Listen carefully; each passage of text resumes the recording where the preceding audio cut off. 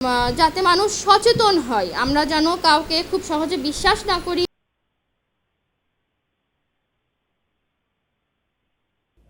ঘটনাটি ঘটেছে ঝিনাইদহ সদরের কালেক্টর স্কুলের পূর্ব পাশে অবস্থিত লিভ ওয়েল ফার্মাতে। এই ফার্মেসির মালিক পাহেলি পিয়ার মল্লিক। এ ঘটনায় সদর থানায় একটি অভিযোগ দায়ের করা হয়েছে। তাদেরকে ধরিয়ে দিতে সহযোগিতা চেয়েছেন ঝিনাইদহ জেলা পুলিশ। জানা যায়, গত মার্চ মাসের 14 তারিখে বিদেশি একজন যাত্রীর জন্য 35,000 টাকার ইনসুলিন ক্রয় করতে আসেন অজ্ঞাত এক ব্যক্তি। দোকানে এসে প্রতিষ্ঠানের মালিক পাহেলি পিয়ার মল্লিককে বিভিন্নভাবে বিভ্রান্ত করে ফেলেন।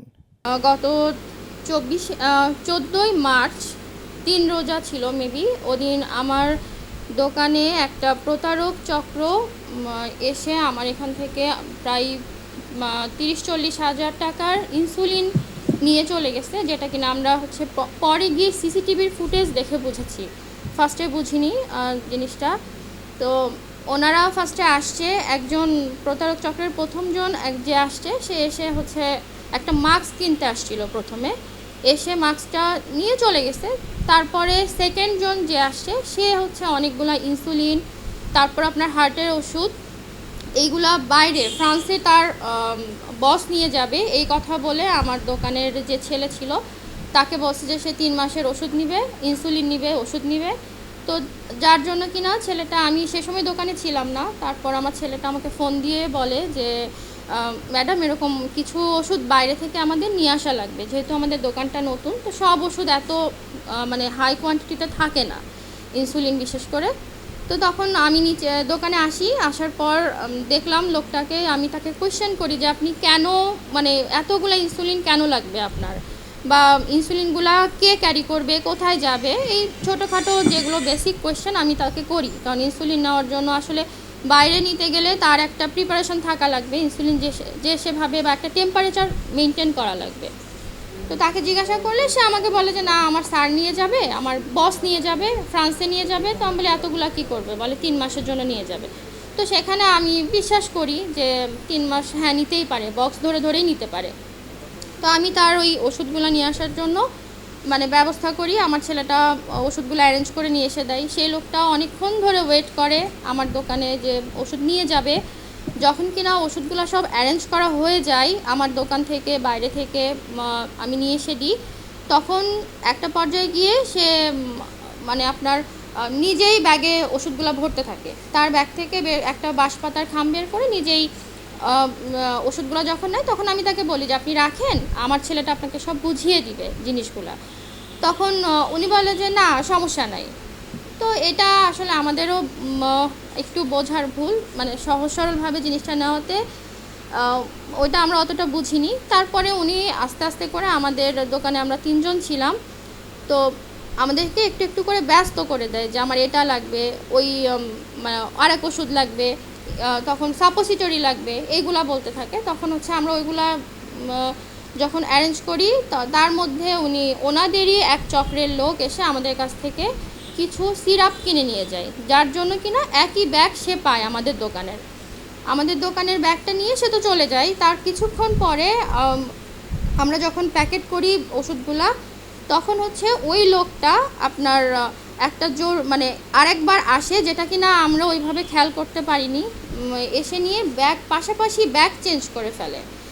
ব্যাগ আমাদের সেম ব্যাগই চেঞ্জ করে উনি, মানে ফার্স্টের লোকটা বের হয়ে যাওয়ার পর যখন কনফার্মেশন হয়তো উনি ফোনে পায়, তখন উনিও খুব একটা তাড়াহুড়ার মধ্যে ফোন পেয়ে আমাদের দোকান থেকে বের হয়ে যায়। তো আমরা ভাবি যে না, হয়তো উনি খুব জরুরি ফোনে বের হয়ে গেছে, 2-3 মিনিট পর আসবে। তো আমরা তখন অপেক্ষা করতে থাকি ওনার জন্য। এর মধ্যে অপেক্ষা করে যখন কিনা রোজার দিন, স্বাভাবিক বিষয়, তখন সন্ধ্যার পর গিয়ে আমরা জিনিসটা বুঝতে পারি যে মানে আমাদের ওই ব্যাগটা যেটা উনি রেখে গেছে, ওইটার মধ্যে তো আমাদের সিরাপ ছিল। উনি আমাদের ইনসুলিনের ব্যাগটা নিয়ে চলে গেছে চেঞ্জ করে। তো সিরাপটা আমরা ফ্রিজে, আমরা না বুঝে ওই প্যাকেটটাই ধরেই ফ্রিজে রাখি, যেহেতু টেম্পারেচার কন্ট্রোল করার একটা বিষয় আছে। ফ্রিজে রাখার পর সন্ধ্যার পর, ইফতারির পর ফ্রিজ থেকে বের করে আমার দোকানের ছেলেটা দেখে যে ওর মধ্যে সিরাপ। এই সিরাপটা দেখার পরেই ওদের মাথায় আসে যে তাহলে তো আমাদের ব্যাগ চেঞ্জ হয়ে গেছে। কারণ আমরা এটা চোখে দেখিনি। তখনই আমার ছেলেটা আমার কাছে গিয়ে বলে যে ম্যাডাম সিসি ক্যামেরার ফুটেজটা আপনি চেক করেন।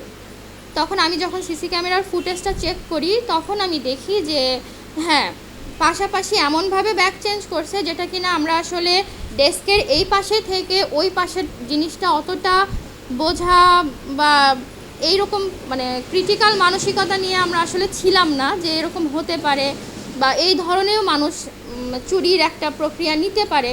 এটা আমরা জানতাম না দেখে ওই জিনিসটা এতটা আমাদের বোধগম্য হয়নি। তারপর যখন বুঝছি তখন তো আমরা ঝিনাইদহ সদর থানাতে গিয়ে অভিযোগ জানিয়েছি যে আমাদের বিষয়টা যেন একটু দেখে। তো আমাদের এখানে প্রায় 40,000 টাকার মতো মানে ইনসুলিন দিয়ে হার্টের ওষুধ দিয়ে ওনারা ওই তখন নিয়ে চলে যায়। তো আমরা এখনও পর্যন্ত মানে জানি না এটা কোনো সুরাহা হবে কি না। আমরা আশা করি যে মানে নিশ্চয়ই প্রশাসনের লোক আমাদেরকে সহযোগিতা করবে, কারণ আমরা ক্ষুদ্র ব্যবসায়ী হিসেবে আমাদের এটা তাদের কাছে আশা। আর সবচেয়ে বড় কথা যে আজকে এখানে আমার কথা বলার একটাই উদ্দেশ্য যে আজকে আমার সাথে এরকম হয়েছে, এরকম আরও অনেক দোকান মালিক আছে যারা কিনা হয়তো বা এটা জানে না, তারাও এই পরিস্থিতির শিকার হয়নি। আমি তো পরিস্থিতির শিকার হয়ে আজকে এখানে আমি বুঝতে পেরেছি যে এইভাবে হয়তো হয়, মানুষ এইভাবেও প্রতারণা করে। তো নেক্সট টাইম মানে কারোর সাথেই যেন এরকম না হয়, কেউ মানে সবাই যেন সচেতন হতে পারে। এই জন্যই আমি মানে সকলের উদ্দেশ্যে আপনাদের এই গণমাধ্যম দিয়েই জানাতে চাচ্ছি যে যাতে মানুষ সচেতন হয়, আমরা যেন কাউকে খুব সহজে বিশ্বাস না করি বা কেউ এত কিছু চাইলে আমরা যেন আরেকটু নিজেরা সচেতন হয়ে দেওয়ার চেষ্টা করি যে না কেন নিচ্ছে, কী কারণে নিচ্ছে। আর এইভাবে যেন মানুষ সচেতন হতে পারে, এই জন্য আমি আপনাদের কাছে এই মানে ইনফরমেশনটা পৌঁছানোর জন্যই আসলে আজকে আমার কথা বলা। তো আপনারা অবশ্যই দোয়া করবেন যাতে আমরা আরেকটু সচেতন হয়ে সামনের পথ। আমরা খুবই অল্প সময়ের মানে আমাদের দোকানটা 1 বছর হয়েছে, ওইভাবে মানুষ চিনে না এখনও, কিন্তু এই স্বল্প সময়ের মধ্যেই আমাদের একটা বড় ক্ষতি হয়ে গেছে। তো আমরা চাই যে এটা যেন কারোর সাথেই কখনোই না হয় এবং এই প্রতারক চক্র যেন ধরা পড়ে, এটাই আমাদের আপনাদের কাছে কাম্য থাকবে, আশা থাকবে।